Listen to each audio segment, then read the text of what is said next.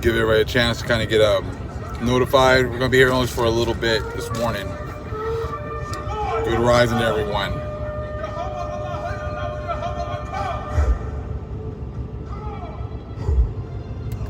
This is Yada Yah 7, Psalms 121 in Hebrew, if you look it up on YouTube.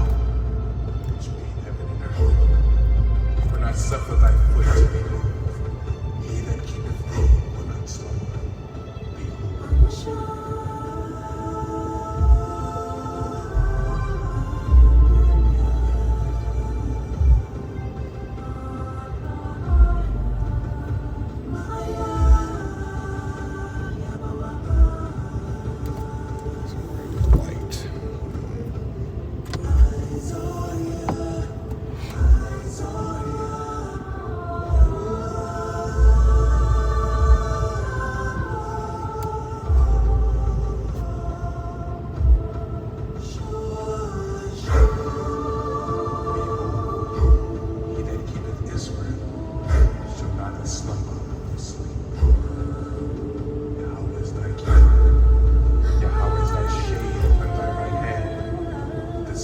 Smite thee by day, nor the moon by night. Yahweh shall preserve thee from all evil. He shall preserve thy soul. Yahweh shall preserve thy going out and thy coming in, from this time forth and even forevermore.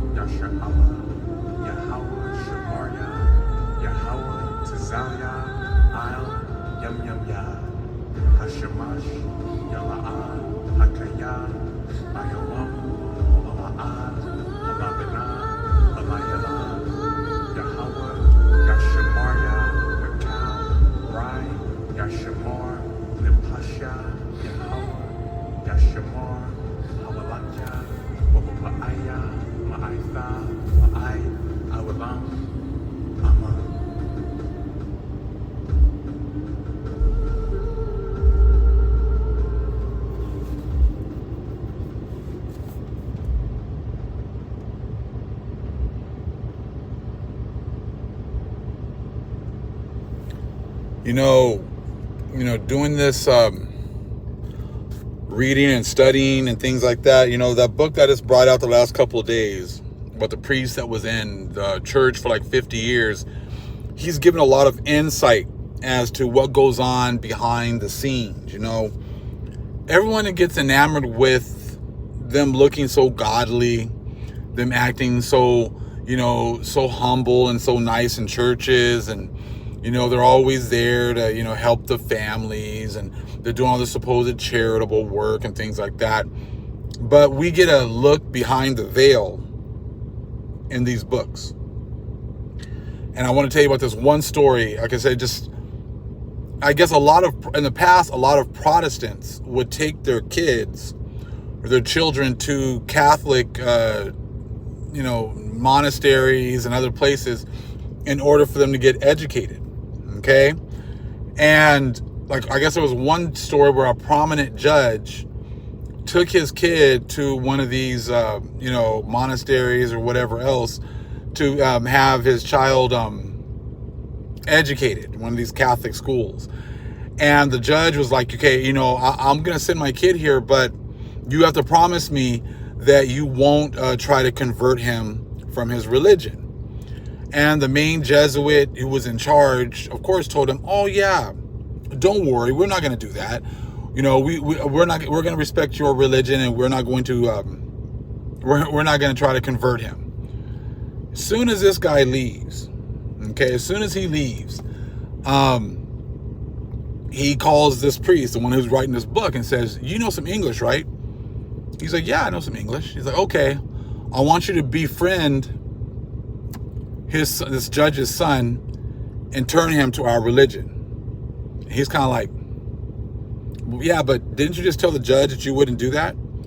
So, well, technically, Protestantism isn't really a religion. They're protesting the true religion, so that's not really a religion, so it doesn't really apply. So you imagine the things these people have been doing. That's just one instance of how they just process things in their mind in order to be able to justify all the horrible things that they're done. I mean, just as something as you give a promise to a man to man, you say, I'm not going to try to, convert your child. And then as soon as that person leaves, you're already plotting. It's already buffering, huh?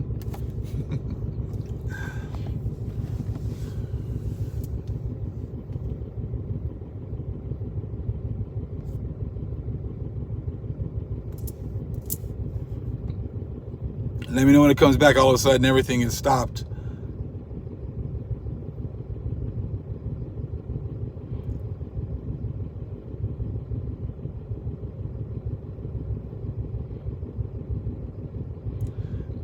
So just think about that. That's what these people do. That's exactly what they do. They'll sit there and tell you one thing to your face, but behind the scenes, they're snakes, and that's what they've been doing this whole time. They tell you one thing to your face. They tell everybody, oh, we're all about love. We're all about love. But then as soon as you leave, and as soon as they get behind closed doors, they're plotting, and how on your downfall. Now, that was just one, they ended up, that kid, that priest, or I think he was young at that time, ended up befriending the kid. He said he was about to turn him, but the only thing that kept that from happening was that the kid got sick, went home back to the judge, and ended up dying. That was the only thing that didn't get him converted. Another story, because I want to bring this information out in videos, but I'm going to have to bring it out now and try to make some more videos. There's just so much information, was the nuns and how they use these nuns, people go to the nunneries and they'll see the nuns are all happy, have smiles on their faces. They look so godly, and they're like, oh man, this must be what heaven's like. This must be, these ladies, they look so happy and they're working for God, and they're so beautiful and loving, and man, it's just like heaven on earth. But then this pastor who, this priest, who said that there's secret books and there's secret pamphlets on how the nuns are supposed to, is that the chat from showing? Yeah, I said there's certain books, secret books that talk about how the nuns are supposed to conduct themselves. And one part is when strangers are around, like they come to visit the, the monastery, like they have to present themselves as being happy and jovial and friendly, no matter how miserable they are. They have to present themselves in a beautiful manner, in a welcoming manner, okay? And they do this to entice people to send their children to the schools, send their daughters to the convents, and things like that, okay? So that's exactly what they were doing. And but they were talking about how miserable the nuns are, that they were brought in under false pretense. As soon as they get in there, they realize what they really signed up for, and many of them die young because they're so unhappy. They're made to feel like if you do this or you do that, it's a mortal sin, you're going to go to hell. It's all about that guilt. They guilt everyone into everything. And it's like, hold on, if I was getting into a contract with you and come to find out that you actually lied about everything you said was, you were going to do, wouldn't that make the contract null and void? But in order for them, but what they've done is they've elevated themselves into a position to telling people how they're going to get into heaven or not. Like they're the ones that are going to dictate who makes it to heaven and who doesn't, right? So then they guilt people. Well, if you leave, you're gonna go to hell. If you don't, uphold this oath, you're going to go to hell. So you got the nuns who are given secret books, who are told how they have to pretty much entice people to come in and, give over everything to the church. And the thing was that priest who wanted to turn that judge's son, he was like, he knew all the stuff about the judge. He says, oh, okay, well, this judge, this is his only son. So he would be a great asset to the church, because once the dad passes away, all of his wealth will pass to the son, and the son will give it to the church. You see, like they're thinking further ahead. That's why they're trying to turn these people. They do the same thing with these women going to the convents, and then trying to turn them into Catholics as well. And during this time, there was a whole lot of Protestants who were sending their kids, and this priest was like, the young one was like, well, if you're dumb enough to send your kid, your child to us to educate them, then you're pretty much you don't really have a religion. You don't really believe in your religion, because you're still coming and sending your children here. See, this is the mindset of these people. You see what I'm saying? These are the mindsets of and the things that they do. And that's what they've been doing. Even, imagine now, like imagine when they were in their blessing and they were just coming over here. I'm sure in their minds, like, well, either, you convert to our religion, or we're going to have to kill you. And we're going to doing you a service by killing you so that you don't live in paganism. The kinds of things, I'm sure that they were just outwardly, they're saying one thing, but behind closed doors, they're saying the total opposite. Yes, them are very mean people. Yes, very true. That's what they were talking about. A lot of them were really mean, not happy. A lot of the women that went into it were thinking it was going to be one way. It was a totally different, and no different than the priests. Now, in these other videos I'm bringing out, like the priests come in thinking they're going to come and serve God, and that this and that, they're going to be able to do so much good. And then come to find out, they have to make this oath to only teach the scriptures that the Holy Fathers, their Holy Fathers, agree on unanimously, which is absolutely none. So therefore, you're pretty much making an oath to follow man only and not follow the Most High. That's the oath you're really taking. So really, the main people who are representing this church have all gotten into their religion, wanting to actually go deeper into religion, and have been found out they've been deceived. Now, how much more do you think is going to happen later on with the vast majority of people that go to all these churches? I'm sorry, all the people go to these churches. You see what I'm saying? Like, you all go to these churches, they tell you a certain thing to your face, but then you look at their history and you look at their actions, and it's the total opposite. No one has killed more people, stolen more land, stolen more resources than your Catholic and Christian churches, and justified it, and still justify it today. They demonize anyone that goes against what they say. They don't, prove it wrong. They just demonize them. You see what I'm saying? Because they can't prove it wrong, because it's their history. This is their history. This is what they do. That's what they're set up for. They're set up to lead people to hell, and they all know that. You know, when they get in, that's what this priest I'm doing these videos on. I got a couple more coming out, I'm sure. That he got into it, and he's like, I can't, in good conscience, make that kind of an oath. He's going to do it anyways, but he knows that if he goes down and makes this oath, then like what it does, it stops them from applying scripture to what's going on now. You see what I'm saying? It stopped them from using scripture to prove that the revived Roman Empire came back and destroyed the Most High's chosen people. You see what I'm saying? Like, if you're stuck only talking about what the church fathers talked about, then what's that? 100, 200 AD? Anything after that, you can't even talk about. You can't even delve into. You see what I'm saying? So now your focus is on men who were talking about scriptures that did not belong to them in the first place. And everything so you could always go back, just like today. Look at today. You have groups that, well, I'm this because I believe this. I'm that because I believe this. It was no different back then. I'm part of this group. I'm part of this camp. I'm part of this church. I'm part of this organization. Nothing's changed. So do any of the churches now agree on anything? Absolutely not. There's always going to be something that they're going to disagree on because those scriptures were never for them.